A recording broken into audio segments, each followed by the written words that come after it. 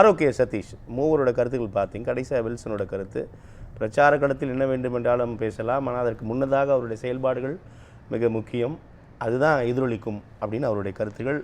முன்னதாக பேசிய கவனிச்சிருப்பீங்க, எப்படி பார்க்கலாம். ஆதரவாளர்கள் வந்து சொல்லியிருப்பாங்க, அதாவது விஜய் வந்து இப்போ மட்டும் இல்லை, அவர் முன்னாடி வந்து 30 வருஷமாக என்னென்ன நலத்திட்ட உதவிகள் அவர் ரசிகர் மன்றம் மூலியாக செஞ்சிட்ருக்காங்க, என்னென்ன பண்ணியிருக்காங்க. ஸோ கார்கில் போருக்கு முன்னாடியிலேருந்து இருக்கட்டும், நம்ம நிவாரணமாக இருக்கட்டும், சிஎம்முக்கே வந்து செக்கு கொடுத்ததாக இருக்கட்டும், எல்லாமே வந்து ஒரு ஒரு முறையிலையும் ஒரு வருஷத்துக்கும் என்னென்ன சொல்லிடுவாங்கன்னா ஆதரவாளர்கள் நிறையா பேசுவாங்க. புரிஞ்சுங்களா? அதுவே சாட்சி, மக்களின் சாட்சி. இப்போ என்னன்னு கேட்டிங்கன்னா, உங்கள் கேள்வி, தீவிர பிரச்சாரத்தில் ஈடுபடும் தாவேகா வேட்பாளர் விஜய், இந்த சுனாமி மாதிரி வராங்கள்ல மக்கள், இதுக்கு அலைக்கு வந்து பார்த்தீங்கன்னா இந்த செயல்பாடுகள் தான் காணும். இன்றைக்கி தூத்துக்குடியில் வந்து பார்த்தீங்கன்னா நைட்டு 2 மணிக்கு போய் உட்காந்து அந்த ஒரு வீட்லேயும் போய் துக்கம் விசாரித்த விஜய்க்கு தான் இன்றைக்கி வந்த கூட்டம்.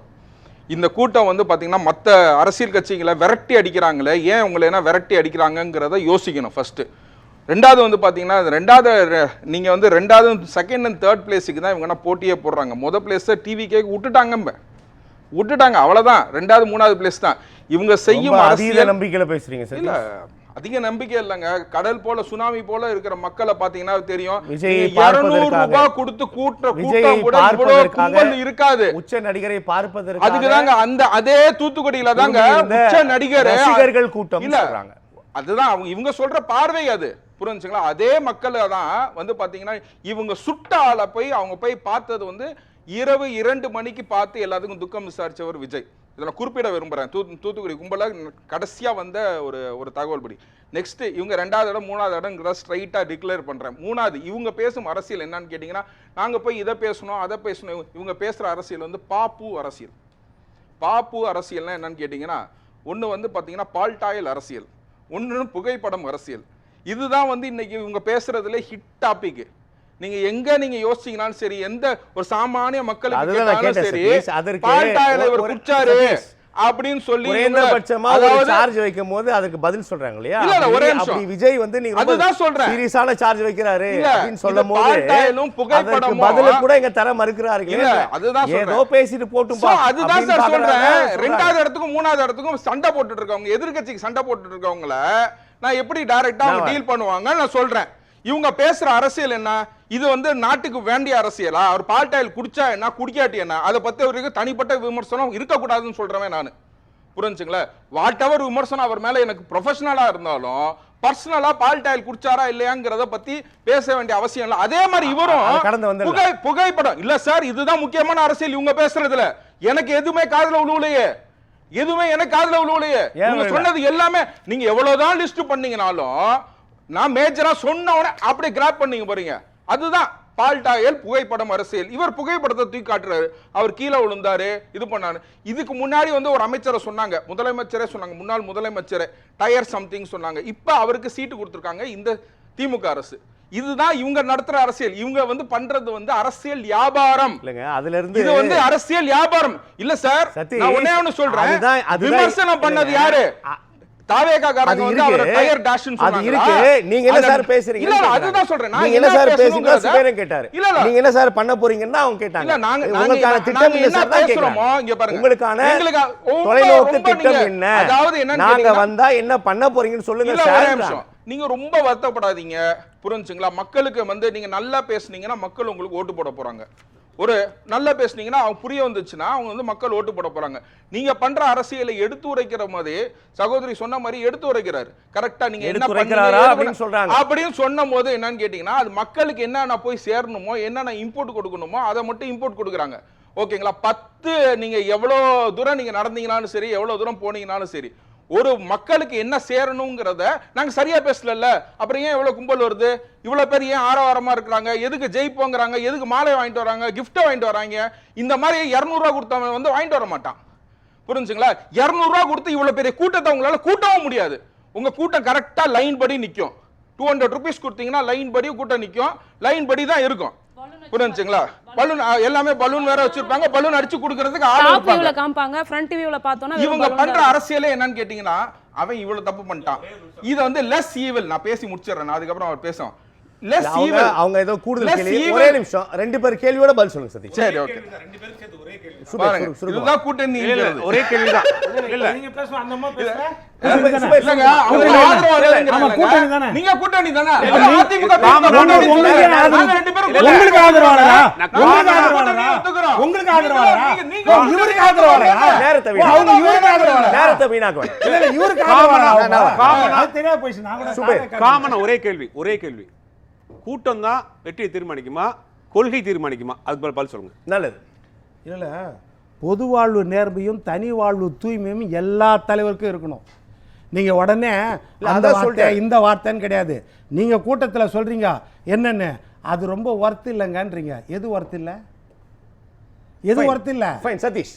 ஓகே நெக்ஸ்ட் நம்ம இது வந்து எப்படிங்க இவங்க பண்ற அரசியல் எப்படின்னு கேட்டீங்கன்னா லெஸ் ஈவல், அதாவது ரெண்டுமே வந்து தீய சக்தி புரிஞ்சுங்களா. அதுல வந்து லெஸ் ஈவலை பார்த்து தான் மக்கள் இன்ன வரைக்கும் சொல்லிட்டு இருந்தாங்க. இப்போ வந்து ஒரு புதுவிதமான அரசியலை வந்து விஜய் எடுத்து வைக்கிறாருன்னு சொல்றேன். இன்னொன்னு நம்ம நண்பர் கேட்டதுக்காக சிபிஎஸ்சியில் 3 லாங்குவேஜ் போட்டிருக்காங்களே, அதை பத்தி ஏதாச்சும் போராட்டம் பண்ணாங்க. நான் அதிக லெவல் 40% கவர்மெண்ட் ஸ்கூலை க்ளோஸ் பண்ணி சிபிஎஸ்சி ஸ்கூலுக்கு நிறைய அப்ரூவல் கொடுக்கறது உங்க கவர்மெண்ட் தான். நீங்க தான் அதை பத்தி கவலைப்படணும். ஏன்னு கேட்டீங்கன்னா உங்க அமைச்சர்களும் உங்க தொழிலதிபர்களும் தான் வந்து சிபிஎஸ்சி ஸ்கூல்ல ஓபன் பண்றாங்க. அந்த அக்கறை உங்களுக்கு இருக்கும். ஏன்னா அதோட கவலை என்னன்னு கேட்டீங்கன்னா பிரான்ச்சஸா சிபிஎஸ்சி ஸ்கூல்ல ஓபன் பண்ற திமுக நிர்வாகிகளுக்கு தான் அந்த கவலைகள் இருக்கும். ஒரு மாநிலத்தின் பாலிசி விஜய் ஸ்கூல் நடத்துறாரு. அது பள்ளி விஜய் ஸ்கூல் நடத்துறாரு. அது என்ன ஸ்கூல்? விஜய் வித்யாசம் என்ன ஸ்கூல்? விஜய் வித்யாசம் அவர் ஸ்கூல்ல எடுத்து காட்டுங்க. அது என்ன ஸ்கூல்? அது இன்னைக்கு சன்ஷைன் யாரோட ஸ்கூல்? எங்க பிரான்ச்சஸ் வச்சிருக்காங்க? ஏன்னா அவர் சொல்றது வந்து எல்லாத்துக்கும் பேசுங்க சார். எல்லாத்துக்கும் பேசுங்க. இத ஃபர்ஸ்ட் ஆர்ஓசில போய் தயவு செய்து பாருங்க. எல்லாத்துக்கும் பேசுங்க. ஓகேங்களா? நெக்ஸ்ட் பொதுவா பேசுங்க. நெக்ஸ்ட் இது வந்து பேசுறது எம்ஜிஆர் னு சொல்றாங்க. நல்ல பிரச்சனை. ஒரு இல்ல பாலிசி இல்ல பாலிசி டிசிஷன் அதிகபட்சம் ஒரு பள்ளிக்கூடம் வச்சு பேசுறோம். இதுல என்ன கேட்டீங்கன்னா சிபிஎஸ்இ ஸ்கூல் அதிகபட்சம் திமுக ஆளுங்கள் வச்சிருக்காங்க. தமிழ்நாட்டுல மட்டுமே வேற யாரும் தமிழ்நாட்டுல மட்டுமே இல்லையா? நெக்ஸ்ட் வந்து பாத்தீங்கன்னா இன்னொன்னு சொன்னாரு. அதாவது எஸ்ஐஆர் வந்து டிஎன் அவரே நீங்க சொல்ற மாதிரி டிஎனுக்கு ஆரம்பிச்சு தமிழ்நாட்டுல பிரச்சனை கிடையாது, வெஸ்ட் பெங்காலுக்குன்னு பண்ணுவாரு. ஆனா எஸ்ஐஆர் வந்து ஃபர்ஸ்ட் எதிர்த்தது யாரு? இவங்க தான் எதிர்த்தாங்க. ஆமா சார், எஸ்ஐஆர் எதிர்த்தாங்க. களத்துக்கு போனாங்க. எஸ்ஐஆர்ல உங்களோட நிலைப்பாடு என்ன? எம்ஜிஆர் எங்க போனீங்க? களத்துல யார் இருந்தா? எம்ஜிஆர் அண்ணா சொல்ற மாதிரி எஸ்ஐஆர்ல நிலைப்பாடு என்னன்னு கேக்குறாரு. எஸ்ஐஆர்ல தாவேகா தொண்டர்கள் களத்துக்கு போனாங்க சார். நீங்க எதுமே சொல்லியே சார்ன்றார். நாங்க தான் சொல்ல எதிர்க்கிறீங்களா இல்ல ஆதரிக்கிறீங்களா அப்படினு கேக்குறாங்க. மக்களுக்காக களத்துக்கு போறீங்களா? உதவி பண்ண போறீங்களா? சொல்லணும், எதை சொல்லக் கூடாது. சொல்லவே வேண்டாம். ஒரு கட்சி நிலைப்பாடு, ஒரு கட்சி நிலைப்பாடு. சொல்றதுக்கு யார் உரிமையே கிடையாது. ஒரு மனுஷன் இறந்த பிறகு சொல்றாங்க. அவசியம் கிடையாது. ஓகேங்களா சார், நீங்க சொல்றதெல்லாம் நாங்க பேச முடியாதுன்றாங்க. என்ன பண்ணுவீங்க? நெக்ஸ்ட் ஒண்ணு எம்ஜிஆர் அண்ணன் சொல்ற மாதிரி. ஓகேங்களா, எம்ஜிஆர் பேரை வந்து ஒரு மனுஷன் இறந்து போன பிறகு அட்லீஸ்ட் அவர் தெய்வமா நினைப்பாங்க. அவரை மாதிரி வாரிசு கருப்பு எம்ஜிஆர் அப்படி இப்படின்னு சொன்னாங்கன்னு சொல்றாங்க. அதுனா உண்மையான ஒரு விஷயம் தான். ஏன்னா ஒரு நல்ல மனுஷங்கள் அந்த மாதிரி உங்க குடும்ப அரசியல்ல ஒருத்தங்க இறந்தும் போயிருக்காங்க. இன்ன வரைக்கும் எனக்கு தெரிஞ்சு எந்த அரசியல் தலைவருமே அவர் வந்து ஒல்லி கருணாநிதி ஓகேங்களா இந்த மாதிரி யாருமே சொன்னதில்லை. இப்ப வந்து கருப்பு எம்ஜிஆர்னு சொல்றாங்களே, ஏன் வந்து ஒல்லி கருணாநிதி ஓகேங்களா, டால் கருணாநிதி, ஃபேட் கருணாநிதி அந்த மாதிரி ஒரு விஷயத்தை கூட யாரையும் உருவாக்க முடியாது, பக்கத்திலே கிடையாது. அதுதான் கலைஞர் இதேதான் நான் சொல்றேன் கிடையாது. இந்த எம்ஜிஆர் வேறு, கலைஞர் வேறு. எம்ஜிஆர் ஒரு ஆளுமை, கலைஞர் ஒரு ஆளுமை. இவங்க பேசுறது எம்ஜிஆருக்கும் கலைஞருக்கும் விஜய் பக்கத்தில் நிக்க முடியாது. கால் தூசிக்கு சமம் கிடையாது. கால் தூசி இல்ல, நாங்க தூசியா போறீங்க. தேர்தல் முடிஞ்ச பிறகு நிக்கணும்னு ஆசைப்படலங்க. தூசியா போறீங்க. நிக்கணும்னு ஆசைப்படல. எம்ஜிஆரா கலைஞரா ஒரு அரசியல் கட்சி 25 அரசியல் கட்சியோட நீங்க வந்து கூட்டணி வச்சிருக்கீங்க. ஒரு அரசியல் கட்சி கூட கலைஞர் ஒப்பிட மாட்டாரா? இதுதான் வந்து பாத்தீங்கன்னா இன்றைய திமுகவின் நிலை. யாரும் வந்து விரும்பவே இல்லை. இந்த குடும்ப அரசியலை விரும்பல, இந்த குடும்ப தலைவனை விரும்பல. வெற்றி பெற்றுட்டே இருக்கார். இதுதான் அடுத்த மாசம் பாருங்க, நீங்க இருக்கீங்க பாருங்க முதல்ல கட்சி. அதுதான் இந்த திமுகவின் நிலை. இன்னொன்னு அண்ணன் வந்து சொன்னாரு, திருமா வந்து செல்போன் எடுக்கிறத வந்து தட்டி விட்டாருன்னு.